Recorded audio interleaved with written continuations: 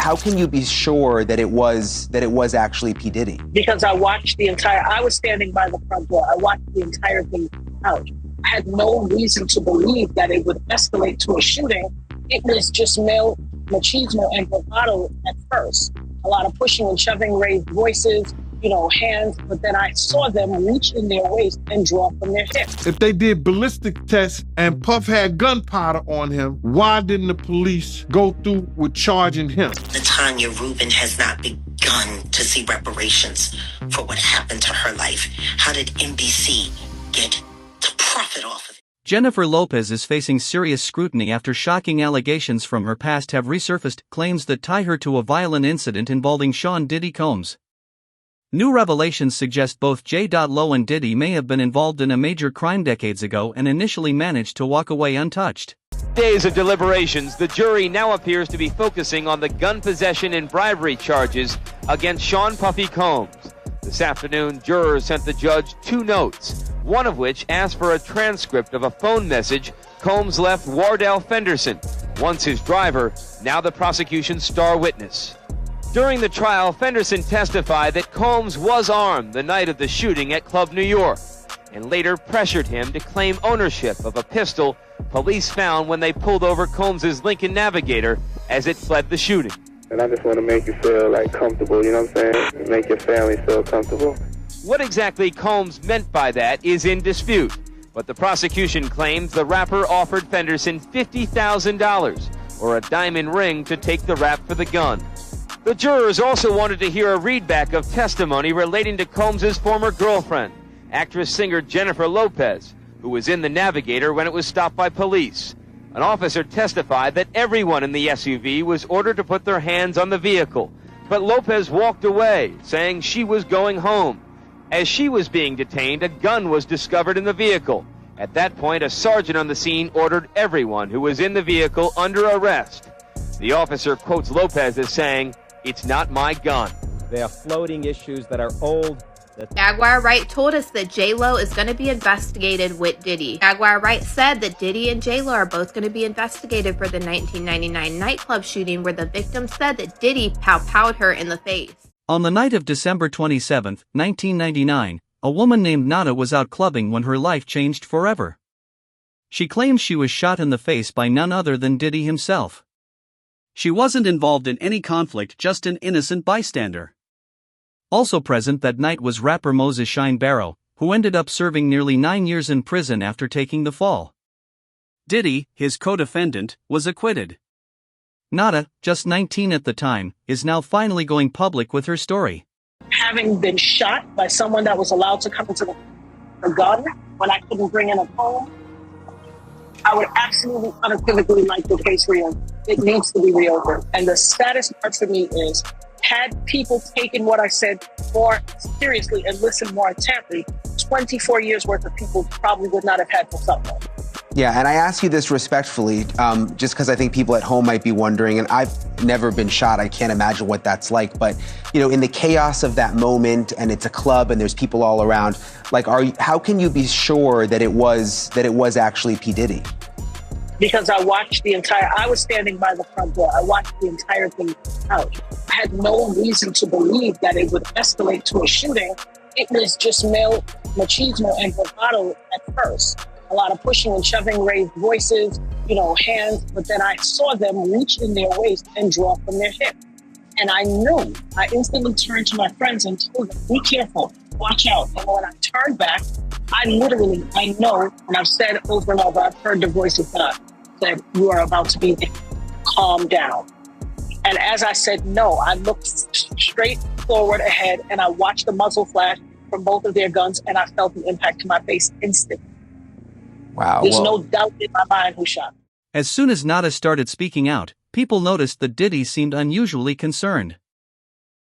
The case reignited when Jennifer Lopez was unexpectedly pulled into a new lawsuit against Diddy. Some allege she helped cover up the original crime, possibly even helping dispose of the weapon. The theory? Diddy and J.Lo pinned the blame on Shine to protect themselves. What really happened with J.Lo, Shine, and Diddy, it became an episode for Law & Order SVU. A lot of money was made off of that. And guess what happened in the end of that episode? When they finally tracked down the starlet who they were hiding from everyone so she never had to testify. The male rapper took the charge, so the case was closed, and that's when she finally admitted that it was her that did the pow-powing. Ice-T knows a lot of people from that time, and he used to frequent at that club. He would have known all of the real details of everything that happened that night. Natanya Rubin has not begun to see reparations for what happened to her life. How did NBC get to profit off of it? So after him and Diddy fell out, he started working with Jodeci more. I see. How you feel about the victim of the club shooting? I gotta ask you about this, man. How you feel about her coming out now saying that, you know, Diddy, he shot her and not Shine? How you feel about that? Well, the way I feel about that, the case is closed, bro. It can't be no double jeopardy. It can't be no retrial because they already had a trial and a man was convicted for her injuries. A man already did time for her injuries. You understand? If they would have to go back and see that if there was ballistic tests done on Jennifer Lopez, on Puffy, God bless the dead, on Wolf, did they do ballistic tests? And then see if they did ballistic tests and Puff had gunpowder on him, you know what I'm saying?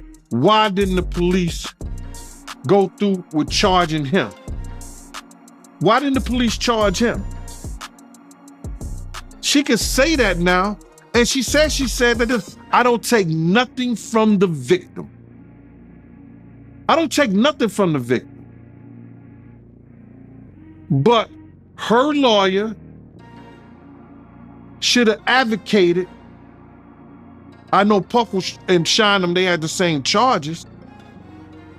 But like I said before, and like Shine said also, Shine said this also, because it's true. Puff had witnesses that come in to testify against Shine and say they saw Shine do the shooting. So her making those statements now, and the case is over with. It's been what? Well, how many years it's been? 15, 20 years? 15, 17, 15. Shine went to jail for 10 years. It was in 99, right? Law enforcement is reportedly expanding its investigation into Diddy, with renewed interest in that infamous 1999 nightclub shooting. What's surprising is how deep Jennifer Lopez's involvement may have gone. While Nada has consistently maintained her version of events, skeptics are asking, why now? Is she after attention or justice? Oh, well, why would he shoot you? What did you do? Did you owe him money? And I'm like, class, pay attention. Bullets don't have names, and they don't have predetermined destinations. Once they come out of the gun, they're going to go wherever they go. And that's the thing about crime and shooting people. You cannot guarantee that what you're aiming at is what you're going to hit, because you might be a thug, but it doesn't mean you have good aim. You might be a criminal, but it doesn't mean you have good aim. And that is exactly how I sit here today, because some thug criminal with an attitude and an ego that was outside of control decided he was going to fire a gun in a crowded nightclub and shot me in my face. By the grace of God, I am here. The first thing I said when the bullet hit me, and listen, when right before the muzzle flash went off, when I had turned back to look, I heard God's voice say, relax, you are about to get hit, calm down. And when I screamed, no, pop, pop, and it hit me dead in my face. And I never passed out, I never fell, I never cried, everybody started running. And just like when you watch a TV show or a movie, and there's one person standing in spot, and everybody else is moving in fast motion, and that one person is just in that spot, whatever they do looks a little slower, but everybody else is moving fast. That's exactly what it was like. Everybody was running, trying to get places. It was chaos. When that door, the first few people ran out of the door flew open. And remember, I was in that line sight. straight from the staircase, straight towards the front door. As soon as the bullet hit me, I threw my hands up and screamed out, "No, God, don't take me. I'm not finished raising my kids. I have work to do." I screamed that at the top of my lungs. I said, "I'm not going. Don't take me. I have work to do. I have to raise my children." And as I said that, the door flew open and I could feel that total rush of that cold December 27th morning air. It was freezing out there. And it passed right before the air. You ever watch Star Trek and they say, "Beam me up, Scotty," and they start to pixelate? My body started doing that. I felt my body pixelating. I didn't even feel like a solid person anymore. And as my body was pixelating, that's when the door flew open and the air rushed in. Jennifer Lopez has long been seen as the epitome of glamour and success. Most of her exes have spoken publicly about her except Diddy. He still calls her one of his great loves, and she once said the same. But their red-hot romance between 1999 and 2001 couldn't survive the scandal. Reports say Diddy started the altercation by knocking a drink out of someone's hand, and gunfire followed. 3 people were injured, including Nada. She says a bullet from Diddy's gun struck her face. Both Diddy and J.Lo fled the scene, but were arrested shortly after. J.Lo was released quickly. Diddy remained in custody. Everything changed when J.Lo claimed neither of them had a gun.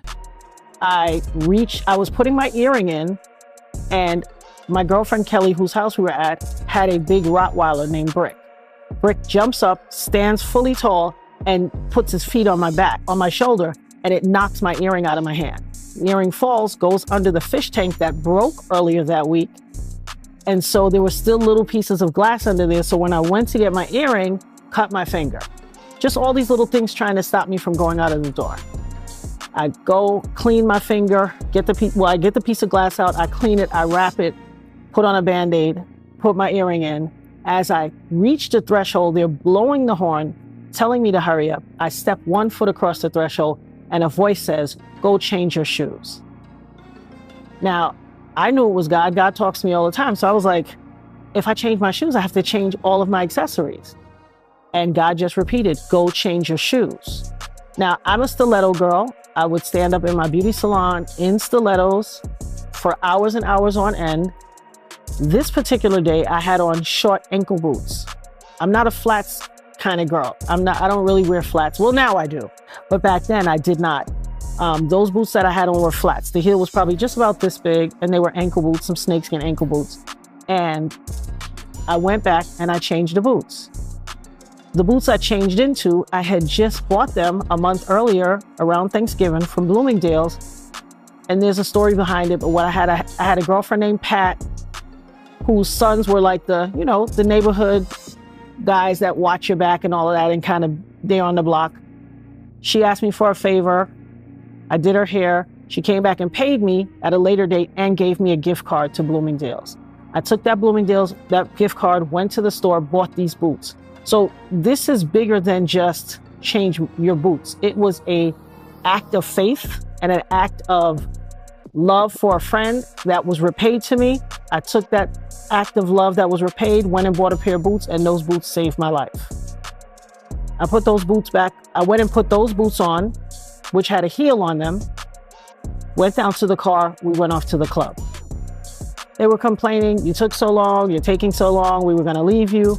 We laughed it off, we got to the club. We pull up to the block, and there are 2 ambulances at the front of the block as you turn the corner, halfway in the street and halfway on the sidewalk on each side, narrowing the stream of traffic to 1 lane.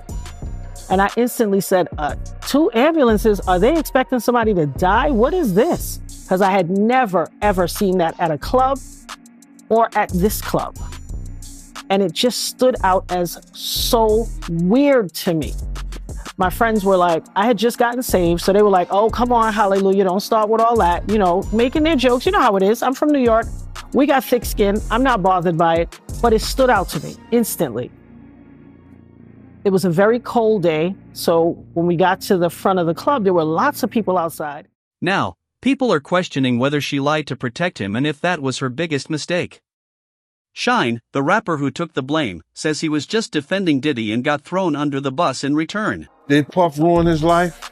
Yeah, because Puff helped the prosecutor put Shine behind bars by getting the witnesses and giving them to the prosecutor so Shine could have that fall. I was defending him, and he turned around and called witnesses to testify against me, and he pretty much sent me to prison. That is the context by which you must always describe that relationship. Yes, I forgave, I moved on, but let us not pretend as if I was in Miami for Thanksgiving. This is someone who destroyed my life. If the old claims hold water, Jennifer Lopez could be in real legal jeopardy.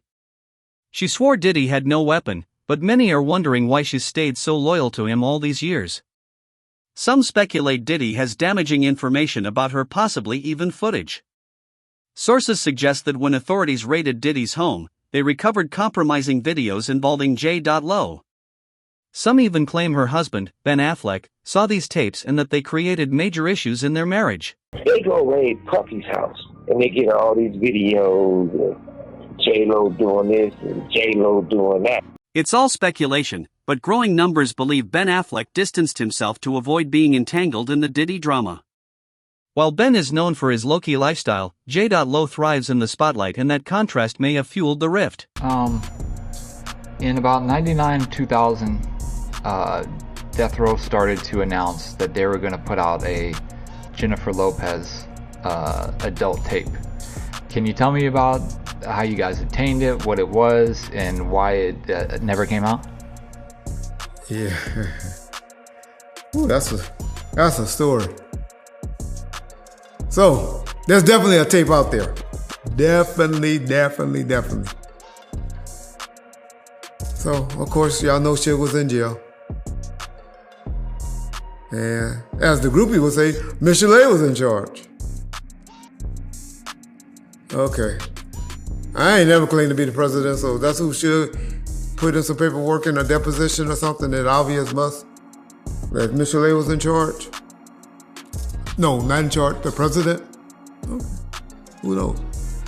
But you ask anybody from any interviews, anything, from 1997 till 2002, even when Suge was home, who you had to go through to get anything done around Death Row. Anything. I mean, Suge Knight, personally, from his mama, sisters, his women, Sharitha Knight, anything from Suge Knight, David Kenner, any artist, anybody. Who did you go through? Who did you call? Who was the point of contact? Call Reggie. Even if you call the office, you call Roy. Who Roy gonna call? Reggie. Reggie would even decide from Roy if to put Suge on the phone with that person. And Suge would call me before he called that person. What that person want, Reggie? I don't care who it was. Any of those persons I just named. One of the more bizarre theories? That J.Lo and Diddy secretly married in the early 2000s, not out of love, but as a legal strategy. If she was his wife, she couldn't be forced to testify against him. It could explain her silence during the original trial and her current quiet as Diddy's legal troubles resurface. With Cassie's recent testimony and old allegations bubbling up again, the pressure is mounting. J.Lo is just, I don't know. Every man she's been with has said the same thing, except for Diddy. Diddy's the only one that said she was a great girlfriend and how he wish he hadn't messed it up. Nah. How is that the only man in her life that had regrets about their relationship, but everybody else ran for the hills? Like, it's not nobody noticing that. That everybody else that's left her, oh, she was too this, she was this, she was that. But Diddy said she was perfect. Maybe she was meant for a medal. What happens if you're only perfect for the devil? God. What the f does that make you? Damn. Look at poor Jen and Ben. Poor Jen and Ben. And Jen is... She really thought she was going to make that story work. She was going to get her little white Irish Catholic boy, and she was going to be happily ever after. And him and all of his white friends, and they were going to make... They was going to be the Rat Pack with a bitch. It was going to be great. Even Gwyneth Paltrow don't like her. There's a You know they want her out of the Hamptons. She bringing too much of the block to the porch. It just is what it is. Mm-hmm. It just is what it is. No, what it is she is the perfect example of what happens when you don't want to be yourself. She can't sing, but they got her a microphone and let her pretend. So let me She ask. was an okay actress, but, you know, she was good at acting. She'd been doing that all her life. As for Diddy, he's pulling every legal trick he can. He recently filed for a mistrial, but the judge refused. And I just want to make you feel like comfortable, you know what I'm saying? And make your family feel comfortable. What exactly Combs meant by that is in dispute, but the prosecution claims the rapper offered Fenderson $50,000 or a diamond ring to take the rap for the gun. The jurors also wanted to hear a readback of testimony relating to Combs' former girlfriend, actress-singer Jennifer Lopez, who was in the Navigator when it was stopped by police. An officer testified that everyone in the SUV was ordered to put their hands on the vehicle, but Lopez walked away, saying she was going home. As she was being detained, a gun was discovered in the vehicle. At that point, a sergeant on the scene ordered everyone who was in the vehicle under arrest. The officer quotes Lopez as saying, "It's not my gun." Rumors in the media were swirling all over, and a lot of people wanted to hear from J.Lo about what happened that night at the 1999 club shooting, since Diddy's name was being plastered all over for allegedly being one of the people that discharged the firearm. Remember, you had Tanya Rubin sitting there saying, no, it wasn't just Shine. Diddy is the one that had possession of this firearm and popped it off and it hit me in the face. Then eyewitnesses started coming out and talking about J.Lo and saying that they believe that she had a hand in this case. Police charged Sean Puffy Combs and Jennifer Lopez with felony gun possession. Shine was accused of attempted murder and assault. Both men were released on bail. Charges against Lopez were dropped. Diddy's legal team argues the case is falling apart. They say Cassie didn't even know about certain incidents until much later, and claim the government is relying on misleading narratives like the now infamous balcony story. His lawyers argue Diddy was in New York the week of the alleged injuries, not LA. They're also accusing prosecutors of blocking cross-examination efforts. Despite pleading not guilty to charges of sex trafficking and transporting individuals for prostitution, Diddy's future hangs in the balance.